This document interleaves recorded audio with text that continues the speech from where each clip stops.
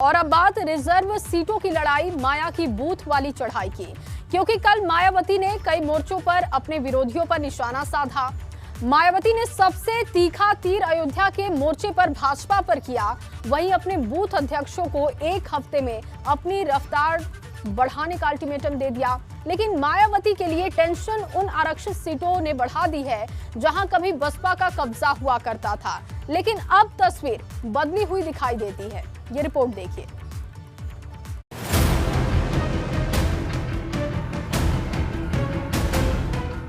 मायावती ने दिया अपनी महारथियों को जीत का मंत्र। क्या रिजर्व सीट पर खत्म होगी बसपा की टेंशन?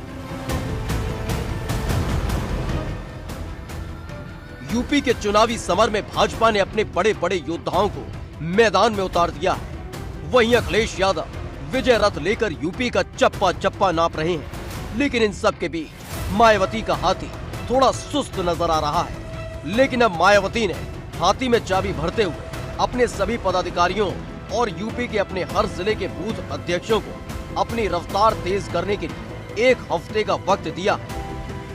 इसके बारे में मुझे यही कहना है कि जब सेंटर में कांग्रेस पावर में होती है तो कांग्रेस यही काम करती है। अब बीजेपी सेंटर में पावर में, अब बीजेपी भी यही काम कर रही है। तो जब कांग्रेस पावर में होती है तो फिर बीजेपी यही आरोप लगाती है, और जब बीजेपी है तो अब दूसरी पार्टी, अब कहाँ तक सच्चाई है ये तो मैं नहीं कह सकती हूँ। लेकिन जब ये आम चर्चा है कि फोन टेपिंग हो रहा तो हो सकता है इसमें सच्चाई हो।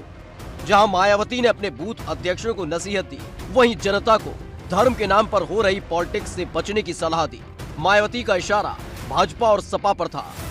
बीजेपी, सपा व अन्य विरोधी पार्टियां भी अपनी अपनी कमियों पर पर्दा डालने के लिए जो ये इस चुनाव को हिंदू मुस्लिम रंग देने में पूरे जी जान से लगी हैं, तो उससे भी पार्टी के लोगों को शहर शहर व गांव गांव में जाकर अभी से ही सावधान करने का भी कार्य शुरू कर देना है। लेकिन मुद्दे की बात यह है कि क्या बिना जमीन पर उतरे, बिना जोश दिखाए मायावती यूपी में अपनी सरकार बना पाएंगी? क्योंकि खतरे की घंटी इसलिए भी ज्यादा है क्योंकि यूपी की जिन रिजर्व सीटों पर बसपा का दबदबा रहा है, वहां का गणित बदला हुआ नजर आ रहा है।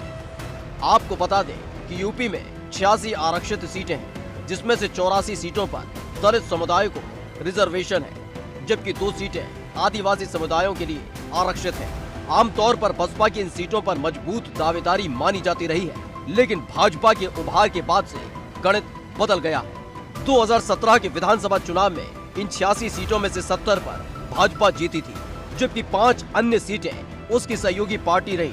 अपना दल और सुहेलदेव भारतीय समाज पार्टी के खाते में गई थी। बसपा को सिंधौली और लालगंज की 2 ही सीटें मिल पाई थी, जबकि सपा को SC आरक्षण वाली 7 सीटों पर जीत मिली थी।